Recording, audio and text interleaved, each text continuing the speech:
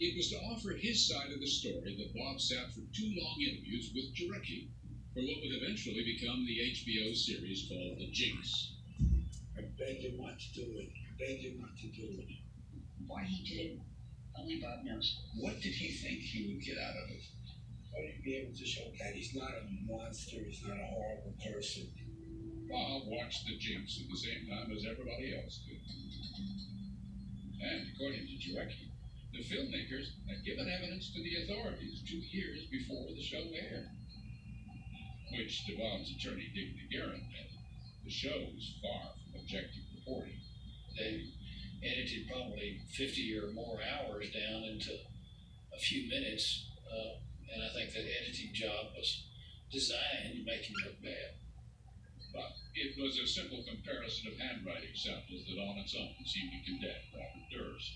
It was episode 5 of the Jinx series, in which a letter he admitted sending to Susan Berman was compared to the infamous cadaver note her presumed killer sent to Cobbs. Soon after seeing that episode, Bob packed up and left Houston. But the cops were monitoring his cell phone. That eventually tracked him to the J.W. Marriott Hotel in New Orleans.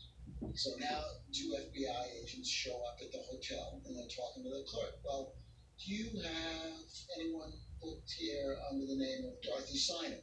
No. They go through 10 other aliases. No. Dan, where is he? They turn around and there's Bob walking in the lobby, headed for the elevators.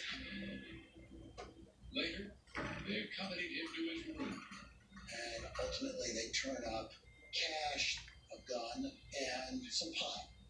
So Bob Durst was booked for possession of a handgun and marijuana in Louisiana, and also arrested for the murder of Susan Berman in Los Angeles.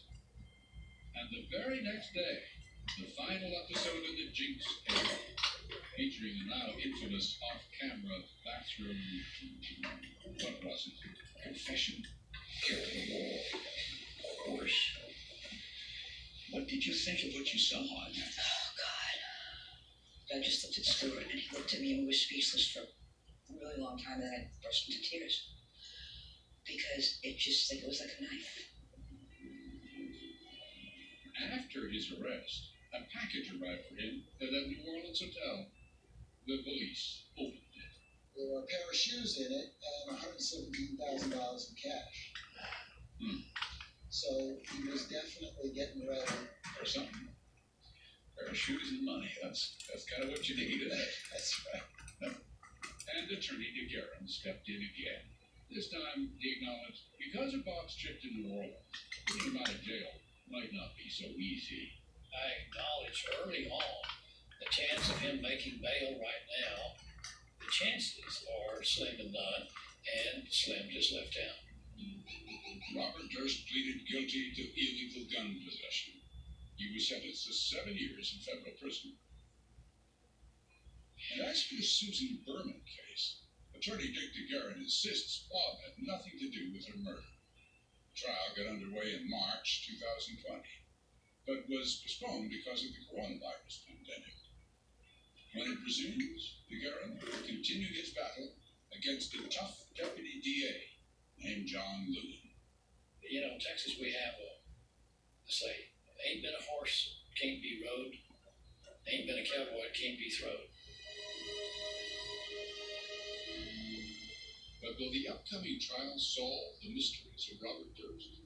Well, maybe not. Which is why we're about to return to California and that place they call the Lost Coast. Coming up, a missing teenager. I remember the hanging flyers, the rough stuff. My daughter. I'm good right now. Investigators wonder, is there a link? Robert Durst is a person of interest in this case. When Dateline continues.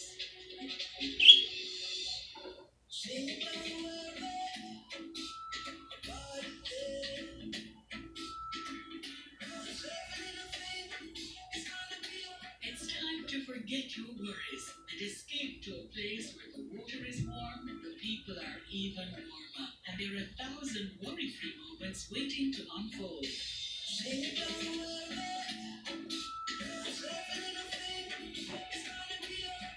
Call 1-800-SANDALS.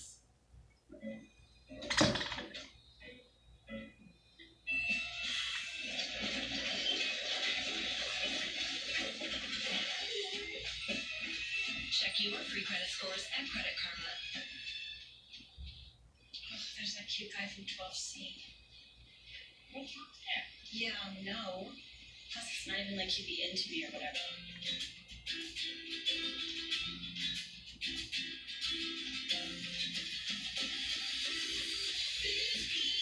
Hi, you just moved in, right? I would love to tell you about all the great savings you can get for bundling your renters and car insurance with Progressive. Oh, Tammy, I found your retainer in the dryer.